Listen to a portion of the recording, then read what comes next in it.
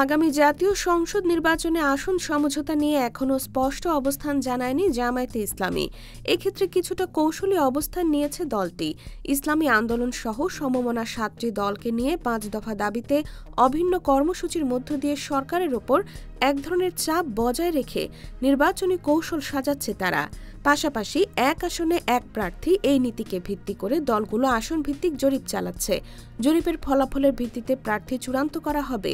সম্ভাব্য এই নির্বাচনী সমঝোতায় আরও কয়েকটি দলকে পাশে পেতে চেষ্টা চলছে বলে সংশ্লিষ্ট সূত্র থেকে জানা গেছে।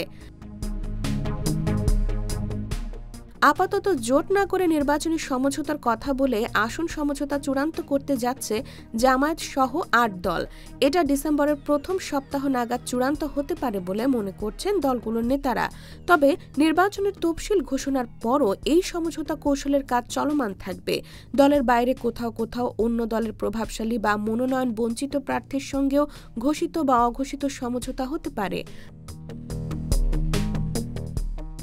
জামায়াতের একজন কেন্দ্রীয় নেতা বলেন, সমমনা ৮ দলের সঙ্গে আরও দল যোগ হতে পারে। আসন সমঝোতার ক্ষেত্রে চমক দেখা যেতে পারে।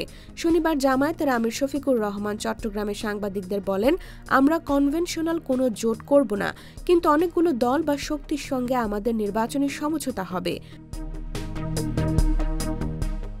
সমমনা কয়েকটি দলের নেতাদের সঙ্গে কথা বলে জানা গেছে, নির্বাচনী আসন সমঝোতায় জামায়াত সহ ৮ দল জাতীয় নাগরিক পার্টি, এবি পার্টি ও গণ অধিকার পরিষদকেও পাশে পেতে চায়। IBTV USA, new York.